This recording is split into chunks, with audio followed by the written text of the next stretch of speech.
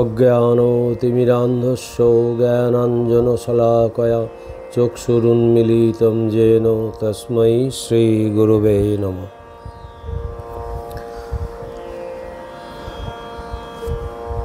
শ্রীমৎ স্বামী গহনানন্দ মহারাজ এক উৎসর্গীকৃত জীবন। বিংশ শতাব্দীর 70-এর দশক। স্থান রামকৃষ্ণ মিশন সেবা প্রতিষ্ঠান। সেবা প্রতিষ্ঠানের ইতিহাসে সে এক সংকটময় মুহূর্ত।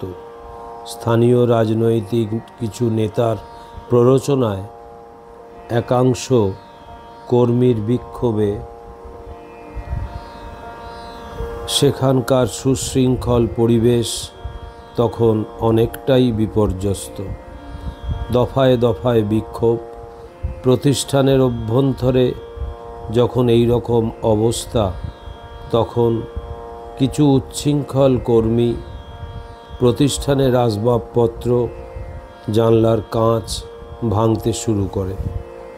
তারা ক্রমে সেবা প্রতিষ্ঠানের সম্পাদক মহারাজের অফিসের সামনে এসে বিক্ষোভের স্লোগান তোলে।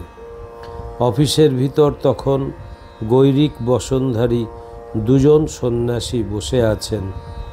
হঠাৎই কয়েকজন উচ্ছৃঙ্খল কর্মী অফিসের ভিতর ঢুকে ভাঙচুর শুরু করে দেয়, আর সেই সঙ্গে অশ্লীল গালাগালি।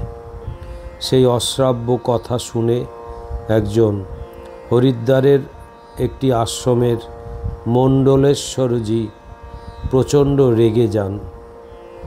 অপর সন্ন্যাসী তখন শান্ত, ধীর স্থির। মনে এতটুকু বিক্ষেপ নেই, উৎকণ্ঠা নেই। যাকে লক্ষ্য করে এইসব অশ্লীল বাক্য প্রয়োগ, তাকে শান্ত দেখে মণ্ডলেশ্বরজিও ধৈর্য ধরে বসে রইলেন। উচ্ছৃঙ্খল কর্মীরা চলে গেলে তিনি সেই সন্ন্যাসীকে জিজ্ঞাসা করলেন, আপনি এসব সহ্য করেন কি করে?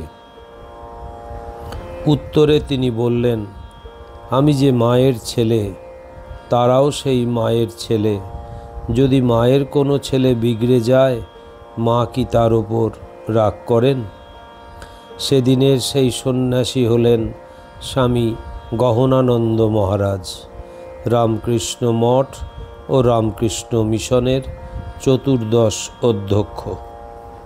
স্বামী গহনানন্দ মহারাজের পূর্বাশ্রমের নাম ছিল নরেশ রঞ্জন রায়চৌধুরী। পূর্ববঙ্গের শ্রীহট্ট জেলার, বর্তমান বাংলাদেশের হবিগঞ্জ জেলার আজমিরিগঞ্জ থানা বারডিয়াচং এর অন্তর্গত পাহাড়পুর গ্রামে 1916 সালে দুর্গাপূজার মহাষ্টমী তিথিতে ভরদ্বাজ গোত্রে দেবরায় বংশে তিনি জন্মগ্রহণ করেন।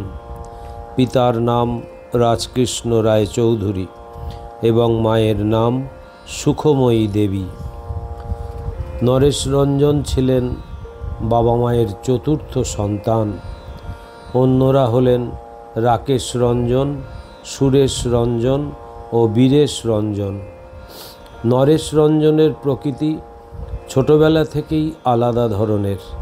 বাড়তি কৌতূহল বা অযৌক্তিক হালকা বাক্যালাপ কিংবা চটুল রঙ্গরসিকতার প্রতি কোনো আকর্ষণ তার মধ্যে ছোটবেলা থেকেই ছিল না, বরং কিছুটা গম্ভীর প্রকৃতির ছিলেন। তাই বলে কাজকর্মে বা আলাপ আলোচনায় কেউ যে তার কাছে কোনো আবেদন জানাতে পারত না, তা নয়।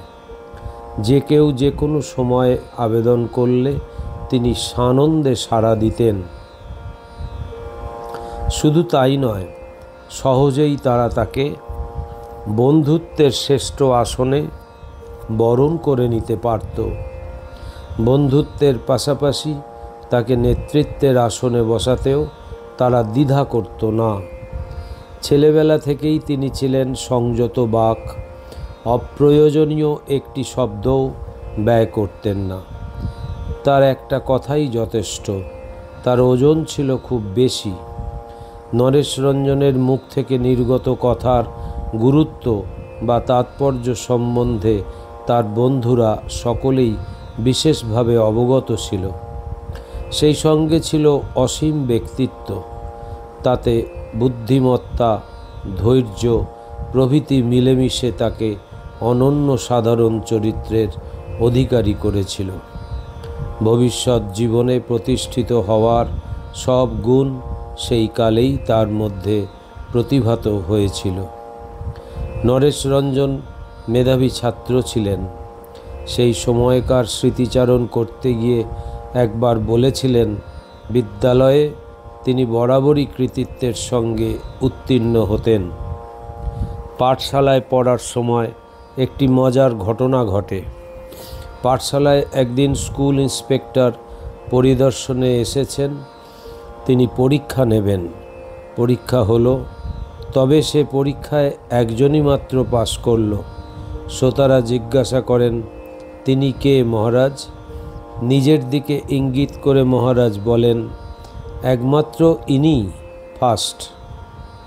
নরেশরঞ্জন কুমিল্লাতে অষ্টম শ্রেণী পর্যন্ত এবং নারায়ণগঞ্জে দশম শ্রেণী পর্যন্ত পড়াশোনা করেন। দশম শ্রেণী তখন প্রি ইউনিভার্সিটির অধীনে ছিল এবং তারাই প্রথম ব্যাচ ছিলেন। তারপরই দশম শ্রেণীর পরীক্ষা পদ্ধতি আলাদা হয়ে যায়।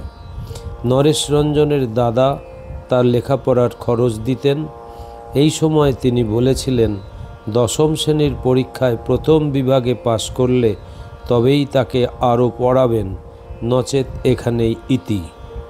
হলেও তাই, দশম শ্রেণীর পরীক্ষায় তিনি প্রথম বিভাগেই পাশ করলেন। ছাত্র জীবনেই নরেশরঞ্জন রামকৃষ্ণ বিবেকানন্দের জীবন ও শিক্ষা বিষয়ক গ্রন্থাবলী অধ্যয়ন করেন। রামকৃষ্ণ বিবেকানন্দের ভাবাদর্শে অনুপ্রাণিত কয়েকজন সন্ন্যাসীর জীবন তাকে খুবই প্রভাবিত করেছিল। তাদের মধ্যে ছিলেন তার নিজের খুড়তুতো দুই দাদা, কেতকী রঞ্জন, স্বামী প্রভানন্দ ও প্রমোদ রঞ্জন, ব্রহ্মচারী প্রমোদ। কেতকী মহারাজ খাসিয়া ও জয়ন্তিয়ার পাহাড়ি দুস্থ দরিদ্র অশিক্ষিত নরনারীর সেবায় নিজেকে তিলে তিলে নিঃশেষ করে দিয়েছিলেন। তার জীবন ছিল রামকৃষ্ণ বিবেকানন্দের ত্যাগ ও সেবাদর্শে উৎসর্গীকৃত। কঠোর পরিশ্রমের ফলে মাত্র 38 বছর বয়সে রোগাক্রান্ত হয়ে তিনি শরীর ত্যাগ করেন। নরেশরঞ্জন সেই সময়কার কথা পরবর্তীকালে বলতেন, কেতকী মহারাজ যখন সেলা, চেরাপুঞ্জি, শিলং প্রভৃতি অঞ্চলে ঠাকুরমা স্বামীজির ভাব প্রচারের কাজ করছিলেন, তখন পুষ্টিকর খাবার না পেয়ে কম বয়সেই শরীরের মাংসপেশিগুলো সব শুকিয়ে গিয়েছিল। কঠোর পরিশ্রমের ফলে তিনি অসুস্থ হয়ে পড়েন। তখন মঠ মিশনের আর্থিক অবস্থা ভালো ছিল না, তাই তাকে চিকিৎসার জন্য বাড়িতে আনা হয়। অনেক চিকিৎসক তার চিকিৎসা করেছিলেন, এমনকি ডক্টর বিসি রায়ও তাকে দেখেছিলেন। দেখে বলেছিলেন, এ রোগের ওষুধ এখনও আবিষ্কৃত হয়নি। শেষে কেতকী মহারাজকে বদ্দির বাজার নামক স্থানে চিকিৎসার জন্য নিয়ে যাওয়া হলো। বাড়িতে ছোট কাকা আর আমি ছাড়া কেউ ছিল না। আমি সেবা করার সুযোগ পেয়ে বদ্দির বাজারে এলাম। শেষ দিন পর্যন্ত তার সেবা করার সুযোগ পেয়েছিলাম। কেতকী মহারাজ সম্বন্ধে তিনি আরও বলেছেন, কেতকী মহারাজ ঢাকায় বিয়ে পড়তেন, ভালো ছাত্র ছিলেন। 1921 সালে যখন অসহযোগ আন্দোলন শুরু হলো, তখন তিনিও তাতে সামিল হলেন। পড়াশোনা আর হলো না। এই সময় তিনি পূজনীয় মহাপুরুষ মহারাজের সংস্পর্শে আসেন। মহাপুরুষ মহারাজ তাকে বলেছিলেন, বাবা এসো, দরজা খোলা আছে। কিন্তু তার চাল চলন বাড়ির লোকের কাছে সন্দেহের উদ্রেক করে। তারা বুঝতে পারে ছেলে সংসার ত্যাগ করে চলে যাবে। তারা তাকে বাড়িতে আনিয়ে প্রায় গৃহবন্দী করে রাখে। বাড়িতেই চরকা, তাঁত ইত্যাদির ব্যবস্থা করে দেওয়া হয়। কিন্তু গৃহের চার দেওয়াল তাকে বেশি দিন আটকে রাখতে পারেনি। শীঘ্রই সুতো কেনার নাম করে গৃহত্যাগ করেন। পূজনীয় অখণ্ডানন্দ মহারাজের সঙ্গে সাক্ষাৎ করেন। তিনিও তাকে উৎসাহিত করেন। স্বামীজির ত্যাগ ও সেবার আদর্শে অনুপ্রাণিত হয়ে তিনি খাসিয়া উপজাতির মধ্যে শিক্ষা বিস্তার ও প্রভুর বাণী প্রচারের কাজে আত্মনিয়োগ করেন। মানুষের সেবার জন্য নিজেকে কিভাবে নিঃশেষে উজাড় করে দেওয়া যায় তা নরেশরঞ্জন কেতকী মহারাজের জীবনে দেখেন। কাজেই স্বামীজির যে ত্যাগ ও সেবাদর্শ নরেশরঞ্জন আশৈশব স্বীয় মানসপটে পোষণ করতেন, তা কেতকী মহারাজের সান্নিধ্যে এসে গভীরভাবে আলোড়িত হয়। তিনি বলতেন, কেতকী মহারাজের শরীর যাওয়ার পরও কিছুদিন বাড়িতে আছি। এই সময় একদিন দাদাস্থানীয় একজন আমার হাত দেখে বললেন, তোমার হাত আর কাউকে দেখাবে না, তুমি সোজা কলকাতায় চলে যাও। এরপর আমি আর কাউকে হাত দেখাইনি। বিদ্যালয়ের পাঠ শেষ করার পর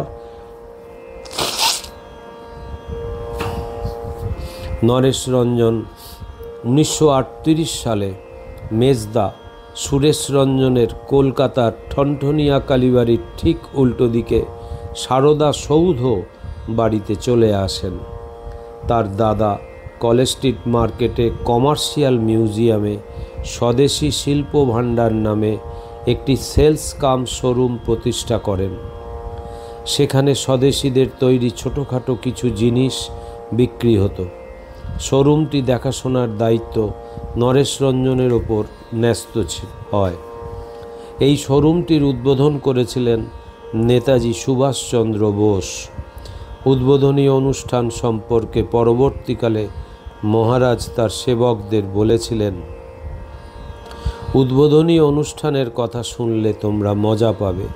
কীরকম জানো? আমি ক্যাশ মেমোর বইটি ওনার হাতে দিলাম, উনিই প্রথম ক্যাশ মেমোটি কাটলেন, ব্যাস উদ্বোধন হয়ে গেল।